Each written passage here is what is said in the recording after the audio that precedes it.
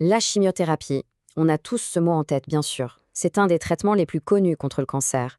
Mais ce qu'on sait moins, c'est que son histoire est... Eh bien, elle est assez sombre et vraiment surprenante. Elle ne commence pas du tout dans un labo ou un hôpital, mais en plein milieu d'un champ de bataille. C'est justement la question qu'on va creuser aujourd'hui.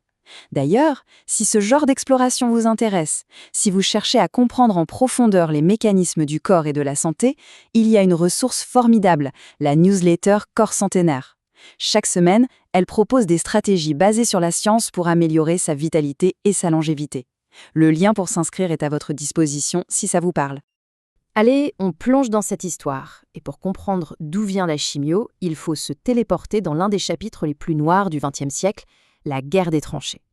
Tout commence donc en 1917, près d'Ypres, en Belgique. Imaginez des milliers de soldats qui voient un nuage verdâtre avancer vers eux. C'est du gaz moutarde, une arme de destruction massive terrifiante. Mais au milieu de cette horreur, les médecins remarquent un truc très étrange. Le gaz anéantit la moelle osseuse des victimes et donc leurs globules blancs. 26 ans plus tard, en 1943, rebelote. Un navire américain rempli de gaz moutarde coule en Italie. Et là, les autopsies des marins confirment cette observation cruciale. Le poison s'attaque de façon très spécifique aux cellules sanguines. Une arme de guerre venait, sans le savoir, de livrer une clé pour la médecine. Et ça nous amène au défi monumental de l'époque. Cette citation d'un professeur en 1945 résume tout.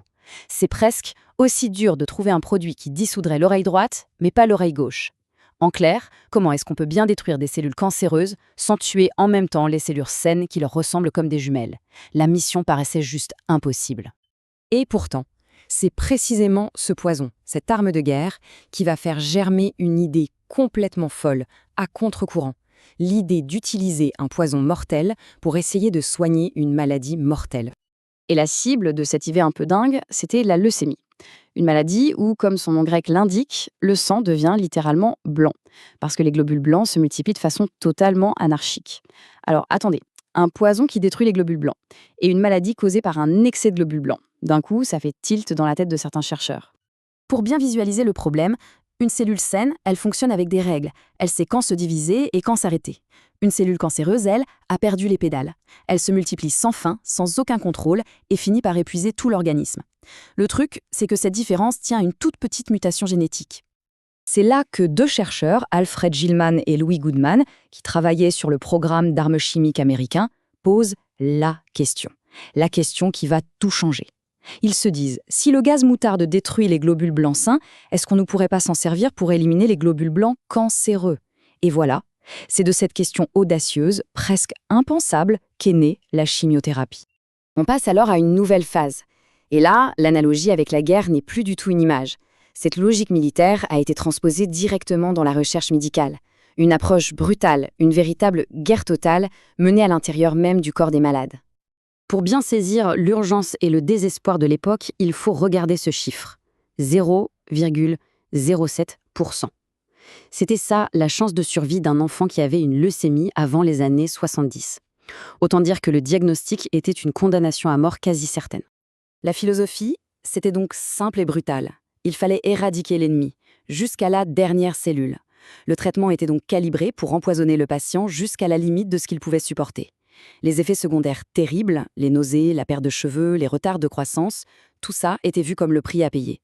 Des dommages collatéraux, un vocabulaire militaire appliqué à des enfants. Le progrès ne s'est pas fait en un jour. Ça a été une succession de petites avancées, d'essais cliniques terriblement difficiles. D'abord, on a créé des dérivés du gaz moutarde un peu moins toxiques. Puis, un certain docteur Skipper a eu une intuition de génie. Il a compris qu'après une rémission, il ne fallait surtout pas baisser les doses, mais au contraire les augmenter pour tuer les cellules les plus résistantes. Et enfin, le docteur Pinkel a eu l'idée de rajouter des radiations au cerveau, qui était une sorte de sanctuaire où les cellules cancéreuses adoraient se cacher.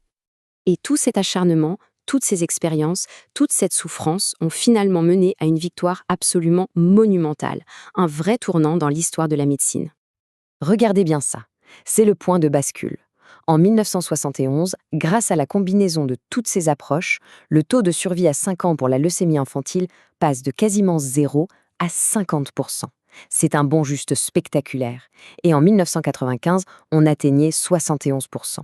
La guerre totale, aussi brutale fut-elle, portait enfin ses fruits. Alors, on a vu l'arme de guerre, l'instrument brutal, mais heureusement l'histoire ne s'arrête pas là. On entre maintenant dans une ère beaucoup plus sophistiquée, l'ère de la médecine de précision. Ce graphique de 2009 montre bien le changement radical de philosophie. Les cytostatiques, qui sont en gros les héritiers du gaz moutarde, ne représentent plus que 22% des dépenses. La grande majorité, près de 70%, ce sont les biothérapies. C'est quoi ça? Ce sont des sortes de missiles à tête chercheuse, des médicaments intelligents conçus pour viser une cible très précise sur la cellule cancéreuse, tout en épargnant les cellules saines autour. Et logiquement, l'usage de ces traitements a complètement explosé.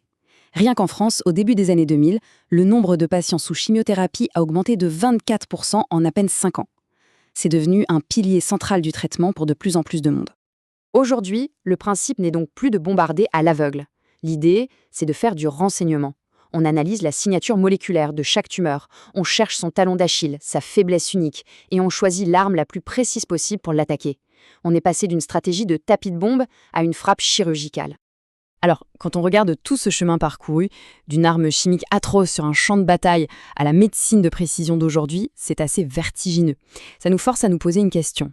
Quelle sera la prochaine étape? Quelle sera la prochaine révolution dans cette lutte acharnée contre le cancer?